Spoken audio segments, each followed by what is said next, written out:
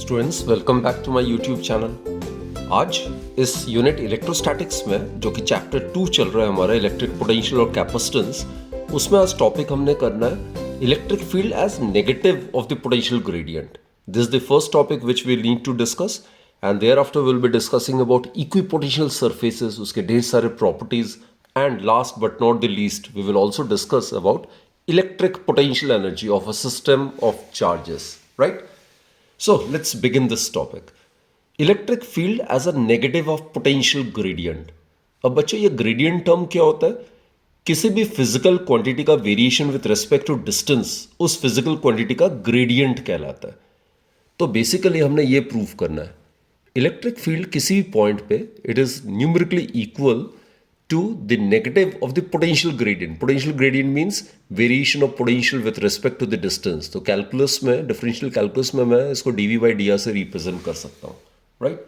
So electric field at a point is numerically equal to the negative of the potential gradient at that point. This is what we need to discuss.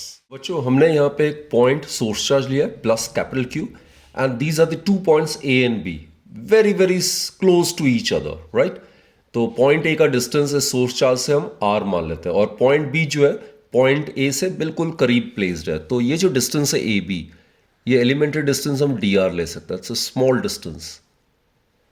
अब बच्चे positive charge के कारण जो potential होगा point B में थोड़ा ज़्यादा होगा as compare to the potential at point A, क्योंकि हमें पता है पॉजिटिव चार्ज के कारण higher potential, right? And we जो है वो इन्वर्सली प्रोपोर्शनल टू आर होता है। तो अगर पॉइंट ए पे अगर पोटेंशियल हम V मान रहे हैं तो पॉइंट बी पे इस पॉजिटिव सोर्स चार्ज के कारण जो पोटेंशियल होगा it may be consider be V plus dV, right? A and B are infinitesimally close to each other, so that's why at point B the potential is slightly greater. If the potential at point A is considered to be V, then at point B it is V plus dV. Now students, what to do is, as per the definition of potential difference, the potential difference between the 2 points A and B, right? That may be written as VB minus VA. So the potential difference between the 2 points A and B in an electric field is defined as work done per unit charge, per unit test charge in bringing this charge from one point to another point. In this case, from point A to point B, right? So this is as per the definition. So let's substitute the value over here. So at point B, the potential is V plus dV, right? Then at point A, the potential is V. So it would be equal to dW divided by Q naught. And this is the small amount of work done in bringing the test charge Q naught from A to B. तो बच्चों अगर इसको हम solve करते हैं, V minus V will get cancelled out. So we will be left with dV is equal to dW A to B divided by Q naught, right? Put this as equation number 1. Now students, we need to find out the small work done in moving this test charge Q naught from A to B without any acceleration. अब बच्चों यहाँ पे अगर test charge Q naught अगर मैं place करता हूँ तो ये टेस्ट चार्ज Q naught इस सोर्स चार्ज की वजह से it will experience a force along this direction, isn't it? And the force experienced would be Q naught E. तो अगर मैं चाहता हूं इस टेस्ट चार्ज को A से लेके B तक विदाउट एनी एक्सेलरेशन में मूव कराऊं तो उसके लिए मुझे एक्सटर्नल फोर्स अप्लाई करना पड़ेगा। This is the external force, right? And ये जो एक्सटर्नल फोर्स होगा ये इसके इक्वल एंड ऑपोजिट होना चाहिए। So the net external force which needs to be applied for bringing the charge Q naught to move it from A to B, it would be equal to minus Q naught E vector, right? Therefore, small work done in bringing charge Q naught, which is considered to be positive test charge, from A to B through small distance dl. Suppose this distance A to B, it's considered to be dl, right? This is from A to B, is given by work done, as we are aware, it's given by the scalar product of force and displacement. So it is given by the scalar product of force and displacement. अब बच्चों net force जो हमें यहाँ पे लगाना है, जितना force हमें अप्लाई करना पड़ेगा so as to make the net force zero over here, so as to make the charge Q naught move from A to B without any acceleration, that is minus Q naught E, right. So minus Q naught E vector dot d l vector. अब आगे जरा समझो, ये scalar product है, A dot B का formula होता है A B cosine theta, यहां पे आ जाएगा माइनस क्यू नॉट ई का मैग्नीट्यूड डी एल का magnitude and cosine of the angle between the electric field vector and D l vector. अब बच्चे पॉजिटिव सोर्स चार्ज के कारण जो इलेक्ट्रिक फील्ड होता है वो हमेशा अवे होता है, away from the positive charge, जबकि डीएल की डायरेक्शन क्या है, A to B, it is towards the positive source charge, right. So the angle between these two is 180 degree. cos 180 degree -1 होता है, so it is minus Q naught E D L और cos 180 degree -1। That is जो small work done होगा charge Q naught को A से लेके B तक लाने के लिए, that would be equal to Q naught E D l. अब बच्चों इसको डी आर के टर्म्स में एक्सप्रेस करना है, मैंने आपको ये पहले भी समझाया था, डी एल का जो मैग्नीट्यूड है वो डी आर के इक्वल है, ए और बी के बीच में जो डिस्टेंस है that is d l which is equal to d r, but d l is measured from A to B, that is against the direction in which the value of are increases. तो इसको मैं इस तरीके से लिख सकता हूं, d l में भी return as minus D r. Minus ये रिप्रेजेंट करता है कि डीएल को हम मेजर कर रहे हैं in a direction opposite to which the value of are increases, right.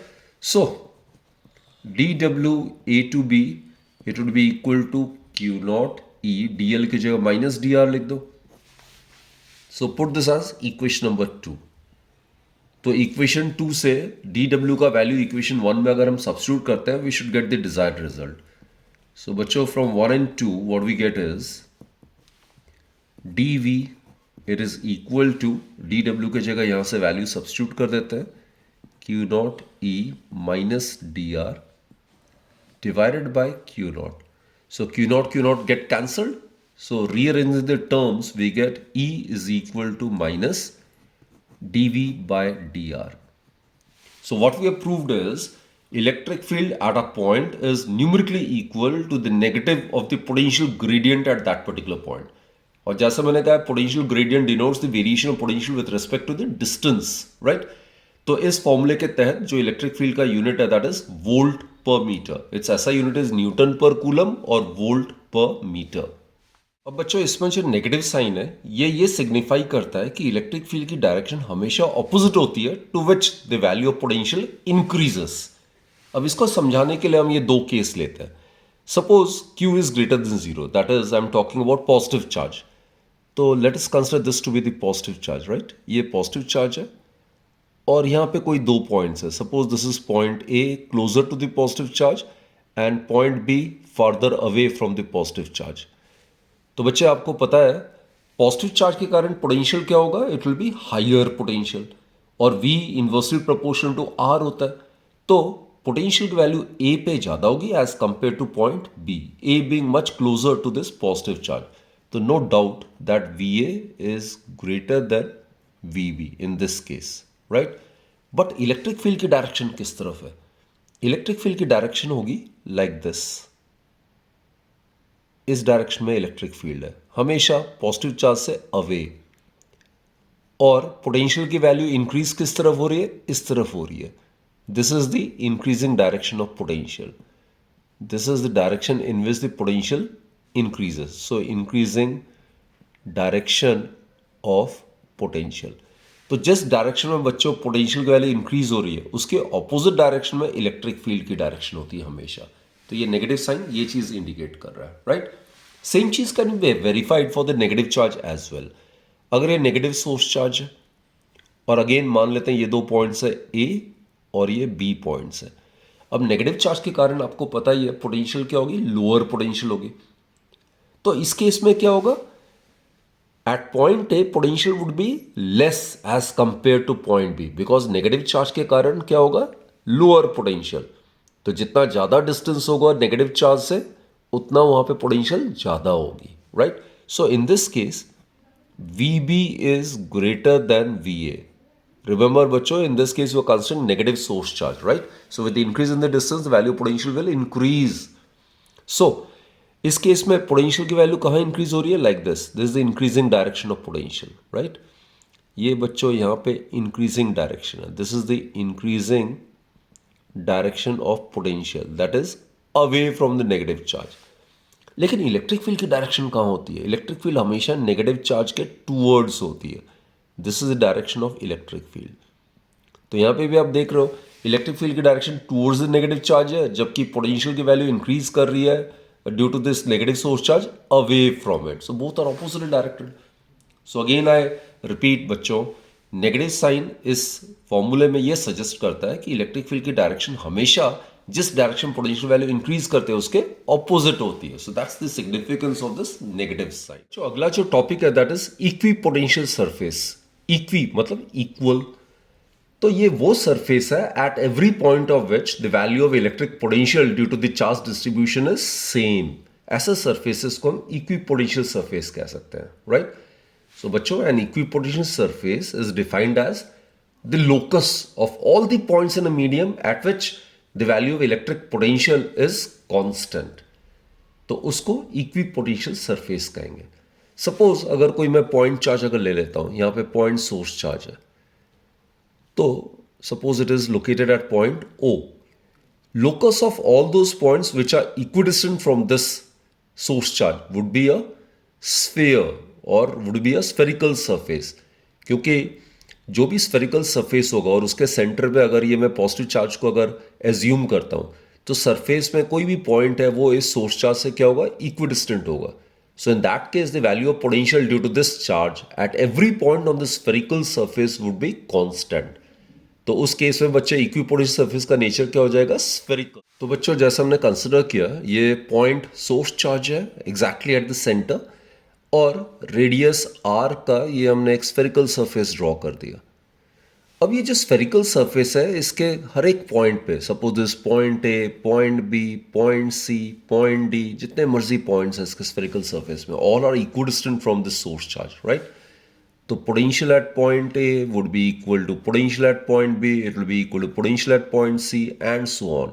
What I mean to say is that at any point on this spherical surface the value of potential would be same, which would be equal to 1 over 4 pi epsilon naught, ये source charge हो गया, divided by distance हो गया r, right, which is the radius of the spherical surface.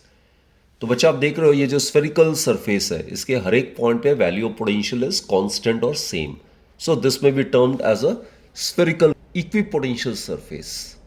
अब बच्चों, there are some very important properties associated with an equipotential surface.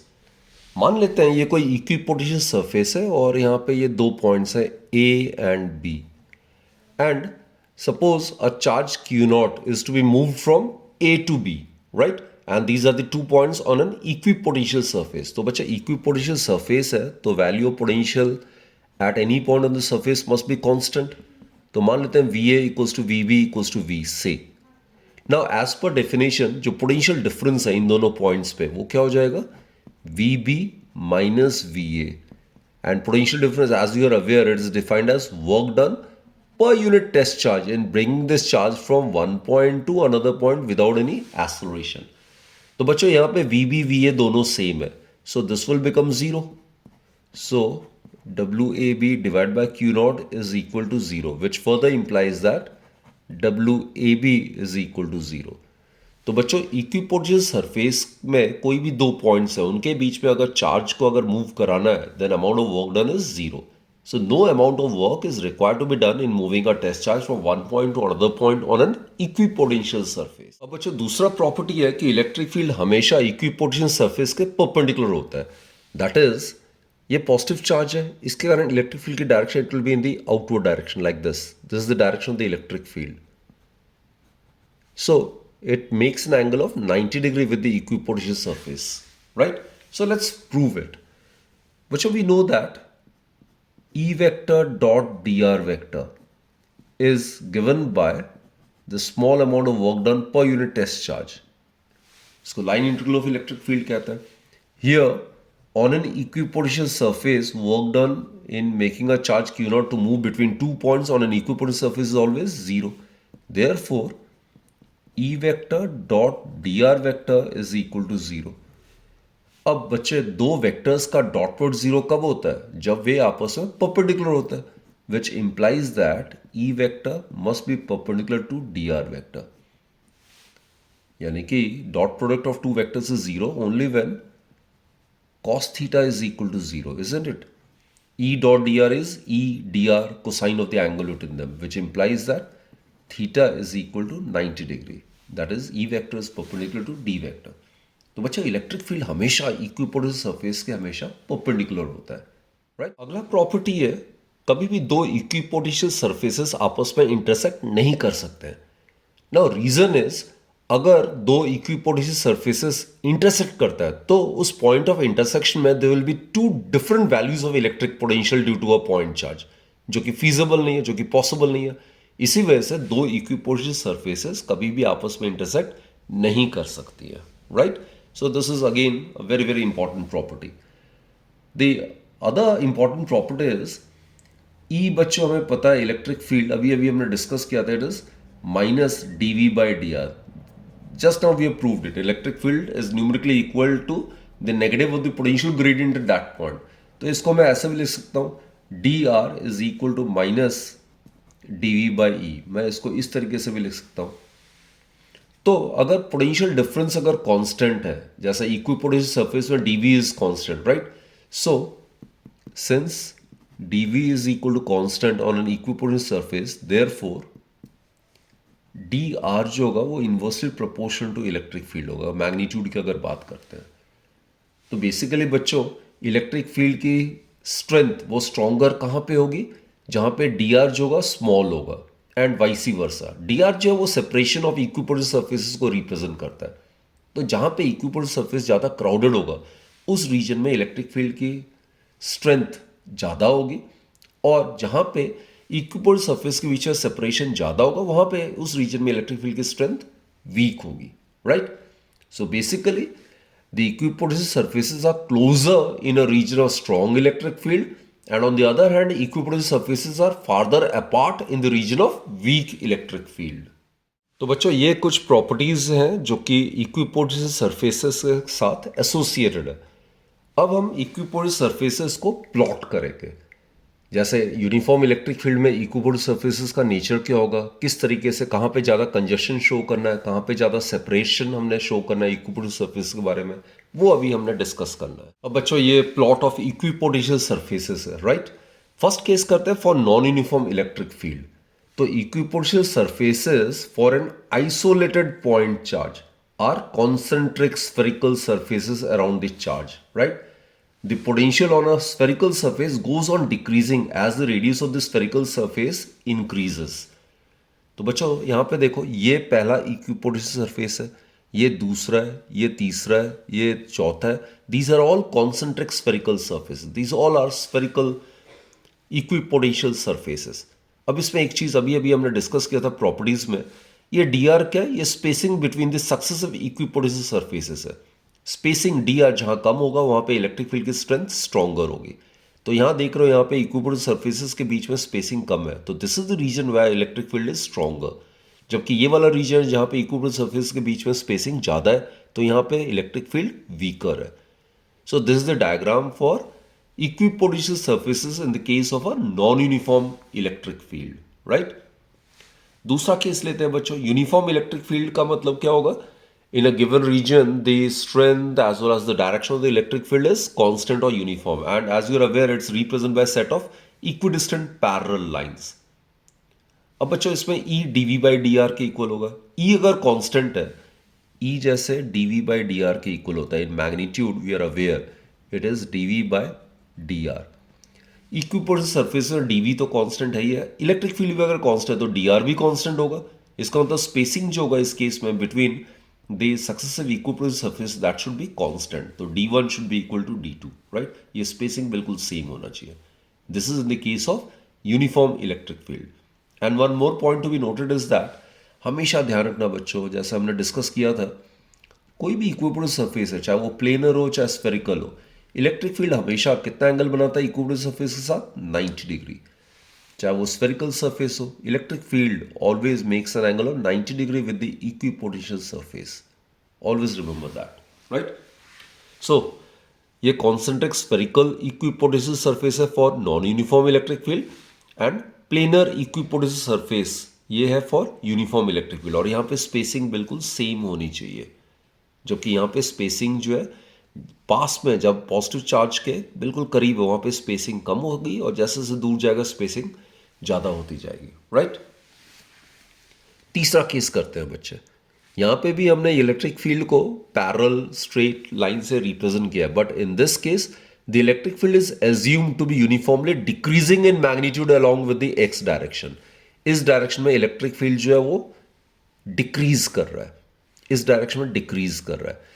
तो जहां जहां डिक्रीज करेगा जिस डायरेक्शन में, वहां पे उस रीजन में स्पेसिंग जो है between the equipotential surface that will keep on increasing, D R का वैल्यू बढ़ता जाएगा। तो यहाँ पे स्पेसिंग कम है, इसका मतलब इलेक्ट्रिक फील्ड यहाँ स्ट्रॉन्गर है, यहाँ पे वीकर है, यहाँ और ज़्यादा वीकर होगा। तो इस डायरेक्शन में इलेक्ट्रिक फील्ड कम होता जा रहा है। तो इस तरीके से आपने इक्विपोटेंशियल सरफेसेस बनाना है। इसमें जहाँ स्ट्रॉन्गर इलेक्ट्रिक फील्ड का रीजन है वहाँ पे spacing between the equipotential surfaces would be smaller, और जहाँ पे वीकर इलेक्ट्रिक फील्ड का रीजन है वहाँ पे इक्विपोटेंशियल सरफेस के बीच में जो स्पेसिंग होगी वो ज़्यादा होगी, right? Let's consider the fourth case. यहां हमने माना इलेक्ट्रिक फील्ड जो है यूनिफॉर्मली इंक्रीज कर रहा है मैग्नीट्यूड में अलोंग द एक्स डायरेक्शन। तो जहां इलेक्ट्रिक फील्ड की स्ट्रेंथ बढ़ रही है उस रीजन में जो स्पेसिंग है इक्विपोटेंशियल सरफेस के बीच में वो क्या होगी? कम होती है, वहां पे ज्यादा क्राउडेड होगा, right? So in this case इस रीजन में जहां इलेक्ट्रिक फील्ड स्ट्रॉन्गर है वहां पे इक्विपोटेंशियल सरफेसेस जो यहाँ पे प्लेनर है तो उनके बीच में स्पेसिंग कम है, while in that region where the electric field is weaker, the spacing between the planar equipotensial surfaces is larger. तो बच्चों आई होप इक्विपोटेंशियल सरफेसेस के जितने भी प्रॉपर्टीज हैं, देन ये जो डायग्राम्स है ये आपको अच्छी तरीके से समझ में आ गया होगा। टॉपिक बच्चों आता है electric potential energy of a system of point charges. मान लेते हैं कोई एक सिस्टम है जिसमें ये Q1, Q2, Q3, this is Qith charge and this is Qnth charge. So these are the point charges constituting a system. तो इस सिस्टम में जिसमें कि सिस्टम ऑफ पॉइंट चार्जेस है इसकी पोटेंशियल एनर्जी क्या होगी? तो इसके लिए हम क्या करेंगे? इमेजिन करेंगे कि ये सारे जो पॉइंट चार्जेस है इनिशियली इन्फिनिटी पे प्लेस्ड है। इन चार्जेस को इन्फिनिटी से लेके इनके रेस्पेक्टिव लोकेशन तक लाने के लिए जितना टोटल वर्क डन करना पड़ेगा, that work done will be stored in the system in the form of its electric potential energy perfectly as per the work energy theorem. तो बच्चों जैसे Q1 को मैं इन्फिनिटी से लेकर इससे रेस्पेक्टिव लोकेशन यहाँ तक ले आता हूँ, फिर Q1 ऑलरेडी यहाँ पे है, फिर Q2 को मैं इन्फिनिटी से लेकर यहाँ तक ले आता हूँ। तो Q1 Q2 ऑलरेडी प्रेजेंट है, अब मैं Q3 को इन्फिनिटी से लेकर उसके रेस्पेक्टिव लोकेशन तक ले आता हूँ। तो इंडिविजुअल जितना भी वर्क डन मैं कर रहा हूँ रेस्पेक्टिव चार्जेस को इन्फिनिटी से लेकर उनके रेस्पेक्टिव पोजीशन तक लाने के लिए उन टोटल वर्क डन का जो सम होगा that will give us the total potential energy of the system comprising of these charges. Students, let us find out the expression for the potential energy of a system consisting of 2 point static charges. तो मान लेते हैं ये जो 2 points A और B, यहाँ पे charge Q1 है और Q2 है और इनके बीच में डिस्टेंस जो है suppose this is R12, right? तो जैसा डेफिनेशन में कहा गया है कि हम इमेजिन करेंगे ये जो सिस्टम जिनमें 2 स्टैटिक चार्जेस है they are initially imagined to be placed और लोकेटेड एट इन्फिनिटी। तो ये इन्फिनिटी है सपोज मान लेते हैं और यहाँ पे चार्जेस Q1 और Q2 प्रेजेंट है। सबसे पहले हम क्या करेंगे, इस चार्ज Q1 को इन्फिनिटी से लेके इसके रेस्पेक्टिव पोजीशन यहाँ तक ले आएंगे। सो सपोज Q1 को हम उसके रेस्पेक्टिव लोकेशन तक A तक ले आए, राइट? सो वर्क डन कितना होगा? Suppose in this case work done is given by W1.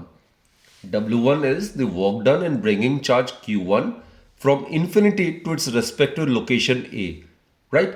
And in the absence of any other charge, और कोई चार्ज है नहीं, तो इसको किसी के फोर्स के अगेंस्ट हमें कुछ वर्क डन करना ही नहीं पड़ रहा है। It won't exert any force on any other charge because there is absence of any other charge, right? तो Q1 को फर्स्ट चार्ज को इन्फिनिटी से लेके उसके रेस्पेक्टिव लोकेशन तक लाने के लिए in the absence of any other charge the work done would be 0। कोई और चार्ज होगा नहीं, तो in the absence of any electric force the work done would be 0। तो बच्चे W1 क्या है? It is the work done in bringing charge Q1 from infinity to its respective location A in the absence of any other charge, right? Now what to do is Q1 charge तो आ गया point A में, अब हमने Q2 charge को infinity से लेके point B तक लाना है, उसके रेस्पेक्टिव लोकेशन तक पॉइंट B तक लाना है। तो ऑलरेडी Q1 मौजूद है चार्ज, तो इसकी वजह से क्या होगा, यहाँ पे इलेक्ट्रिक फील्ड सेटअप होगा, तो उसकी वजह से इलेक्ट्रिक फोर्स एक्सर्ट करेगा। जैसे हम ले आएंगे तो इस चार्ज को उस इलेक्ट्रिक फोर्स के खिलाफ हमें वर्क डन करना पड़ेगा इसके रेस्पेक्टिव पोजीशन तक लाने के लिए। सो W2 जो है, suppose it is the work done in bringing charge Q2 from infinity to its respective position B under the influence of the presence of charge Q1। तो W2 किसके इक्वल होगा? Potential at point B due to the charge Q1 multiplied by charge that is to be brought from infinity to that particular point। बच्चे ये आया कहाँ से? आपको पता ही है, पोटेंशियल एट पॉइंट B किसके इक्वल होता है? Work done per unit charge in bring this charge from infinity to this particular point, उसको मैंने W2 माना हुआ है। तो W2 would be equal to potential at point B multiplied by Q2, right? So basically W2 जो है वो क्या है? पोटेंशियल है। This is the electric potential at point B. क्यों पॉइंट बी पे पोटेंशियल होगा? Due to the charge Q1 which is already present at point A. So due to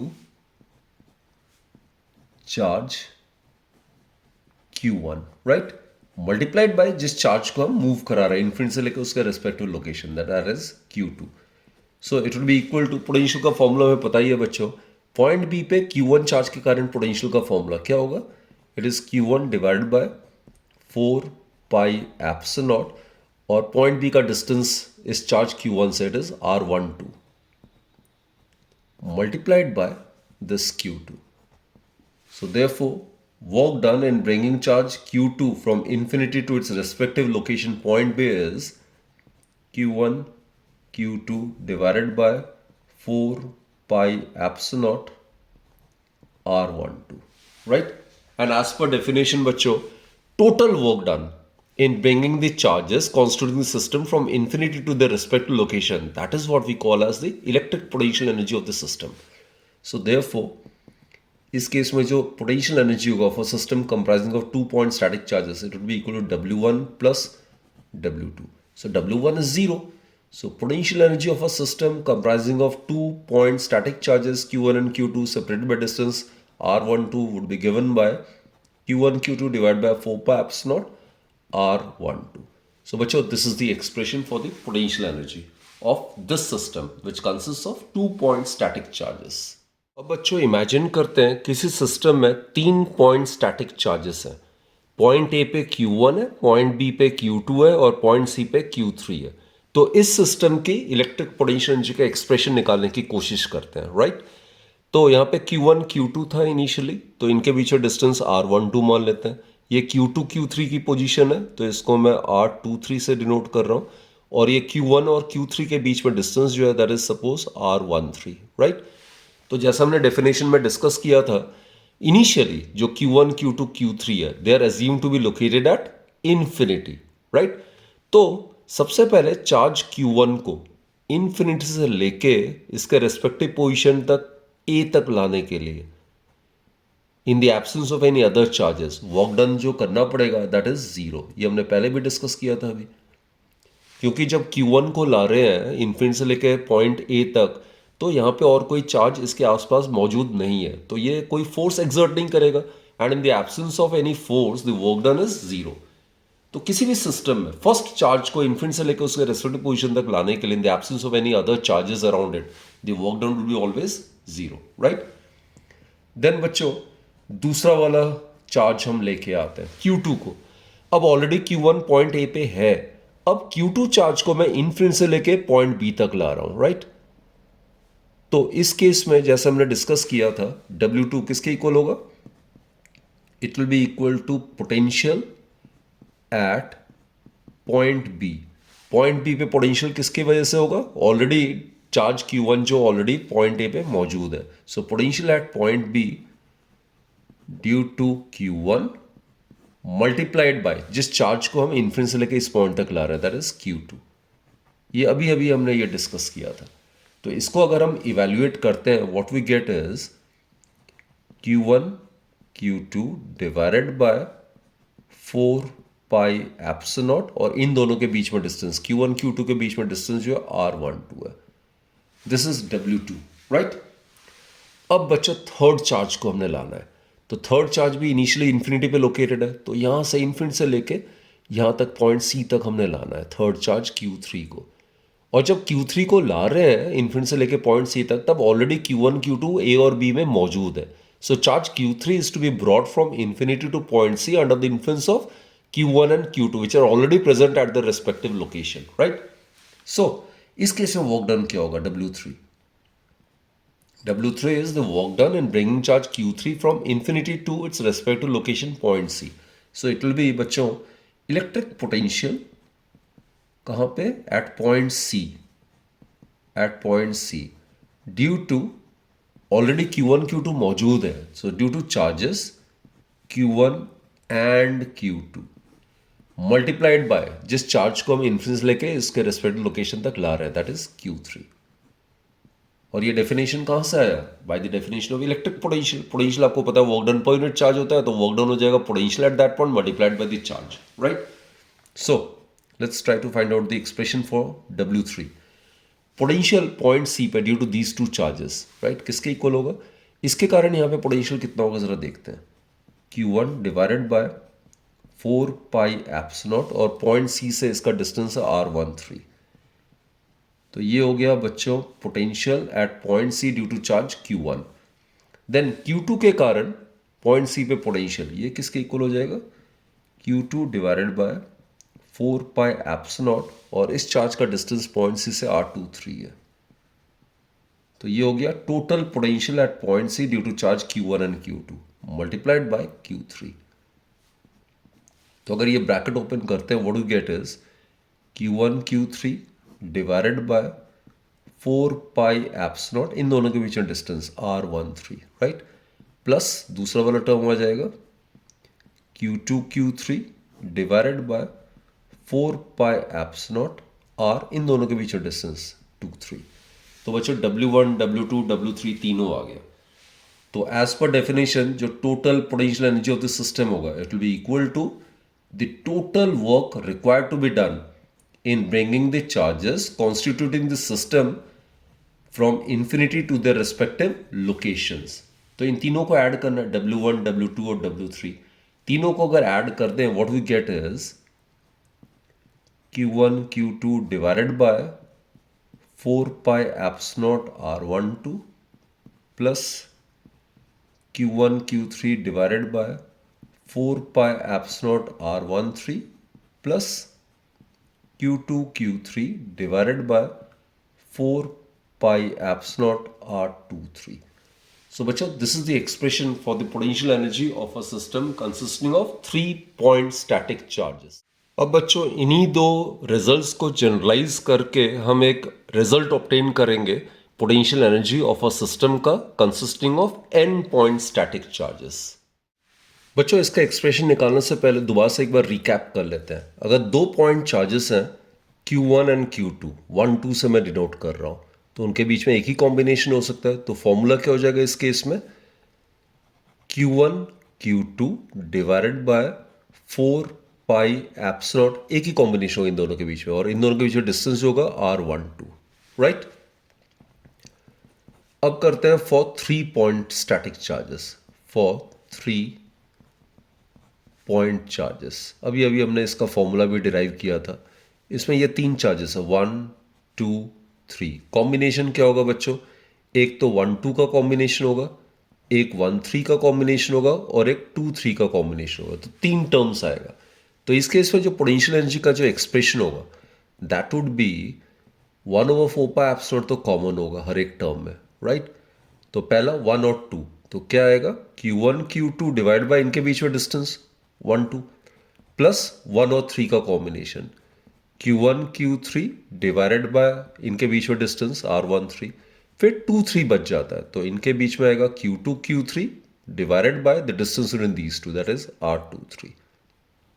तो ये अभी अभी हमने डिराइव किया था. For a 3 point charges this will be the expression for the potential energy. Similarly बच्चों हम फॉर 4 पॉइंट चार्जेस भी डिस्कस कर सकते हैं. फॉर 4 पॉइंट स्टैटिक चार्जेस इसमें एक्सप्रेशन जो है पोटेंशियल एनर्जी का देखते हैं क्या आएगा. इसमें 4 चार्जेस है, 1 2 3 एंड 4. कॉम्बिनेशन क्या क्या हो सकता है चेक कर सकते हैं. 1 2 1 3 और 1 4 ये 3 टर्म्स आ जाएगा. Then 2 3 2 4 and then 3 4. तो ये 6 टर्म्स आने चाहिए, राइट. तो इस केस में पोटेंशियल एनर्जी का एक्सप्रेशन क्या होना चाहिए चेक कर लेते हैं. 1/4 pi epsilon is common, isn't it. तो पहला कॉम्बिनेशन 1 2, तो ये आएगा Q1 Q2 divided bye R12. फिर आता है 1 और 3, सो it will B Q1 Q3 divided bye R13. तीसरा टर्म आता है 1 and 4, so it will B Q1 Q4 divided by R14. Fourth term is 2 3, so that is Q2 Q3 divided by R23. Then fifth term is 2 4, that is Q2 Q4 divided by R24. And the last term is 3 4, that is Q3 Q4 divided by R34. तो इस तरीके से आप ये formulas को याद कर सकते हो आराम से, right. So in case a system consists of 4 point static charges, there will be 6 terms, right? तो इसी चीज को हम जनरलाइज करते हैं for a system consisting of n point static charges. So in that case the expression is, बच्चों 1/4 pi epsilon common है, right. जैसे हर एक में हमने डिस्कस किया 1/4 pi epsilon is common everywhere. Then summation I is equal to 1 to n. Initialize करेंगे 1 से और n पॉइंट स्टैटिक चार्जेस है. And j is also equal to 1, but I is not equal to j. अगर I का value 1 है तो j का value 1 नहीं होगा, j का वैल्यू 1 के अलावा कुछ होगा, राइट. सो क्या आता है qi qj डिवाइडेड बाय जो ये दो टर्म्स है वही इनके बीच में डिस्टेंस होगा rij. तो ये तो लॉजिकली ये आ जाता है. लेकिन बच्चों इस एक्सप्रेशन को जब आप एक्सपैंड करोगे तो हर टर्म जो है वो दो बार रिपीट होता है. तो in order to compensate on that a numeral factor of half is introduced over here, right. तो ये न्यूमरल फैक्टर हाफ क्यों इंट्रोड्यूस करते हैं, so as to compensate on that because each and every term will get repeated twice. So this is the expression for the potential energy of a system consisting of n point static charges. चलो बच्चों ये half numeral factor जो introduce किया है इसको मैं आपको convince कर देता हूँ, राइट. अगेन फर्स्ट वाला केस लेते हैं इसमें. फॉर n इक्वल्स टू 2 हम मान रहे हैं सिस्टम में 2 पॉइंट स्टैटिक चार्जेस है. तो बच्चों I का वैल्यू अगर 1 होगा तो J का वैल्यू 2 लेंगे because I is not equal to J. And when I का वैल्यू 2 हम लेंगे तो J का वैल्यू क्या लेंगे हम 1 लेंगे, राइट. सो बेसिकली अगर हम इसको एक्सपैंड करते हैं देखते हैं ये half 1/4 pi epsilon is common. तो क्या आएगा जरा देखते हैं. पहला टर्म क्या आएगा Q1 Q2 divided bye R12 plus ये वाला दूसरा टर्म आएगा that is Q2 Q1 divided by R21, right. अब जरा समझो ये दोनों एग्जैक्टली सेम है. मैंने आपको कहा था अगर इससे अगर एक्सपैंड करते हैं every term will get repeated twice, right. Both are same term. So इसको अगर हम करें so it will be equal to 1/4 pi epsilon. These two are identical terms तो ये ट्वाइस हो जाएगा Q1 Q2 over R12. Distance है R12 लिखो या R21 लिखो, स्केलर क्वांटिटी है जो पोटेंशियल एनर्जी है, so it doesn't matter. So twice और ये हाफ कैंसिल आउट हो गया तो will get the expression as Q1 Q2 divided by 4 pi epsilon R12, right, which is same as is obtained over here, right. तो आपको समझ में आ गया होगा ये हाफ न्यूमरल फैक्टर क्यों इंट्रोड्यूस करते हैं. क्योंकि जब हम इस समेशन को अगर हम एक्सपैंड करते हैं तो हर टर्म दो बार रिपीट होता है. तो उसको कॉम्पनसेट करने के लिए this numeral factor half is introduced. Similarly बच्चों आप इसके लिए भी कर सकते हो. फॉर n इक्वल्स टू 3 अगर किसी सिस्टम में 3 पॉइंट स्टैटिक चार्जेस है तो क्या क्या कॉम्बिनेशन होगा। अगर आई का वैल्यू अगर 1 लेते हैं तो जे का वैल्यू क्या हो सकता है, 2 या 3 हो सकता है। तो कॉम्बिनेशन क्या होगा, 1 2 1 3। आई का वैल्यू अगर 2 लेते हैं तो जे का वैल्यू क्या हो सकता है, 1 या 3 हो सकता है। और लास्टली आई का वैल्यू अगर 3 लेते हैं तो जे का वैल्यू क्या होगा, 1 और 2 हो सकता है। तो इसमें 6 टर्म्स आएगा, हर टर्म रिपीट होगा। तो अब इसको एक्सपैंड करते हैं, जरा देखते हैं। u is equal to half 1/4πε0, ये टर्म Q1 और Q2 एंड Q1 Q3 वाला टर्म आएगा, राइट। तो ये आ जाएगा Q1 Q2 divided bye R12। मैं इसी को एक्सपैंड कर रहा हूँ। ये पहला I का वैल्यू 1, J का वैल्यू 2, फिर I का वैल्यू 1, J का value 3। So it will B Q1 Q3 divided bye R13। ये हो गया कॉम्बिनेशन। फिर ये आता है, I का वैल्यू 2 लेना है, J का वैल्यू 1 लेना है। That is Q2 Q1 divided by R21 plus I का वैल्यू 2 लेना है, J का वैल्यू 3 लेना है, Q2 Q3 divided bye R23। ये भी कंप्लीट हो गया। अब ये वाला आता है last 3 1 3 2। So it is Q3 Q1 over R31 plus last combination is Q3 Q2 over R32। अब इसमें बच्चों ढंग से अगर आप ऑब्जर्व करोगे, यू कैन चेक इट। ये जो टर्म है, this term Q1 Q2 over R12, ये बिल्कुल सेम टर्म है एज दैट ऑफ दिस। ये 2 बार रिपीट हो रहा है, राइट। ये ट्वाइस हो जाएगा इसका। सिमिलरली बच्चों, ये वाला जो टर्म है Q1 Q3 ओवर R13, ये बिल्कुल आइडेंटिकल टर्म है इसके। ये भी टर्म 2 बार रिपीट हो रहा है, right. And last but not the least, ये वाला जो टर्म है, this one Q2 Q3 over R2 R3, ये जो टर्म है ये रिपीट हो रहा है अगेन ट्वाइस, 2 बार ये रिपीट हो रहा है। तो इसको अगर मैं सॉल्व करूं, ये ट्वाइस आ जाएगा। u is equal to half 1/4πε0। ये सारे टर्म्स 2 बार रिपीट हो रहा है, तो मैं यहाँ पे ट्वाइस कर देता हूँ और इन सारे टर्म्स को एक ही बार लिख सकता हूँ मैं। Q1 Q2 over R12 plus Q1 Q3 over R13 plus Q2 Q3 over R23, right. ये ट्वाइस और ये हाफ ये कैंसिल आउट हो जाएगा। So will be left with 1/4πε0 Q1 Q2 over R12 plus Q1 Q3 over R13 plus Q2 Q3 over R23. So this is the same expression as was obtained in this case. तो बच्चों अब आपको crystal clear हो जाना चाहिए कि ये half numeral factor यहाँ पे इंट्रोड्यूस करना क्यों मैंडेटरी है, क्यों ज़रूरी है। क्योंकि अगर इससे एक्सपैंड करते हैं तो हर टर्म 2 बार रिपीट होता है, तो उसको कॉम्पनसेट करने के लिए this numeral factor of half is to be introduced over here, right. तो बच्चे that's it for this particular session. इस चैप्टर में इलेक्ट्रिक पोटेंशियल एंड कैपेसिटेंस का फर्स्ट जो चैप्टर था, इसका टॉपिक था, इसमें हमने सारा कुछ कंप्लीट कर लिया, starting with potential, potential difference, equipotential surface, then potential energy and all the several expressions and various cases, right. तो आई होप बच्चे you must have understood each and every concept. Do study all the topics thoroughly, written practice करो and keep watching my videos, right? Keep encouraging me by subscribing my channel and motivating me by recommending my channel to your friends and colleagues, right? Thank you bachcho, thank you for watching my videos.